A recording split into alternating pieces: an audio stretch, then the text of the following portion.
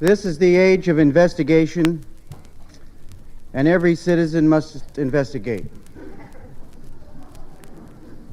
For the pallid tracks of guilt and death, slight as they are, suffuse upon the retentive electromagnetic data retrieval systems of our era. And let the investigators not back away one microunit from their investigations. For the fascist hirelings of gore await in the darkness to rise up this year to shoot away the product of the ballot box. And if full millions do not investigate, we will see the age of gore. And the criminals of the right will rise up drooling with shellfish toxin to send their berserker blitz of mod Manchurian malefactors mumbling with motorized Beowulfian to chop up candidates in the name of some businessman's moan of national security. And this is the age of investigative poetry, when verse froth again will assume its prior role as a vehicle for the description of history. And this will be a golden era for the public performance of poetry, when the Diogenes Liberation Squadron of strolling troubadours and muckrakers will roam through the citadels of America to sing opposition to the military hitmen who think the United States is some sort of corpse farm. And this is the age of left-wing epics with happy endings.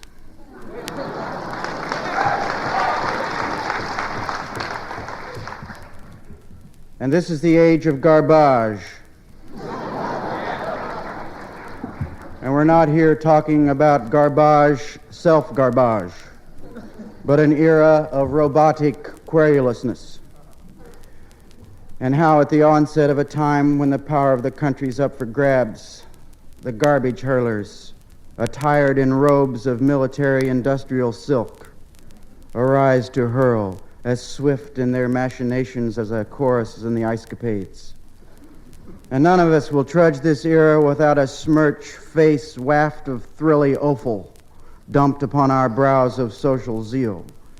And the pus-sucked provocateurs, armed with orbiting plates of dog vomit, will leap at us while we stand chanting our clue-ridden dactyls of know the new facts early, know the new facts early, know the new facts early, and do not back away one microunit just because some CIA weirdo morph whose control agents never ended World War II invade your life with a mouthful of curdled exudate from the head of the Confederate Intelligence Agency. And this is the age of nuclear disarmament, when the free roamers of the hills join hands with the nesters of the valley wild to put an end to nuke puke with a zero-waiver total trans-world peace walk. And never again will the patriarchs ship nodules of plutonium on the railroads of explosions. And this is the age of the triumph of beatnik messages of social foment coded into the clatter of the mass media over 20 years ago. Oh, how we fall down to salute with peals of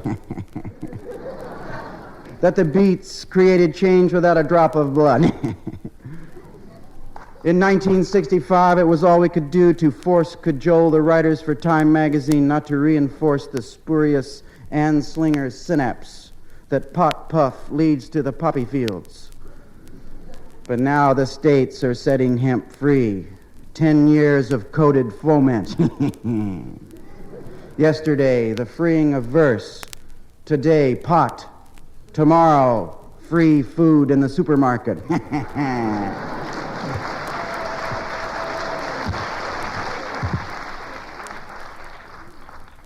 And finally, let us never forget that this is the age of ha-ha-he. Ha-ha-he is such a valuable tool. Ha-ha-he will set you free from worm farm angst. Ha-ha-he will even curdle the fires of jealousy. Ha ha, he outvotes the warrior caste. Ha ha, he doth whelm the self-devouring quarrel. Ha ha, he peals out through all the cosmos, mandorled with poet angels, holding Plato's 7 single syllables in a tighter harmony than the early Beach Boys. This is the poet's era, and we shall all walk crinkle-toed upon the smooth, cold thrill of Botticelli's shell. Happy New Year.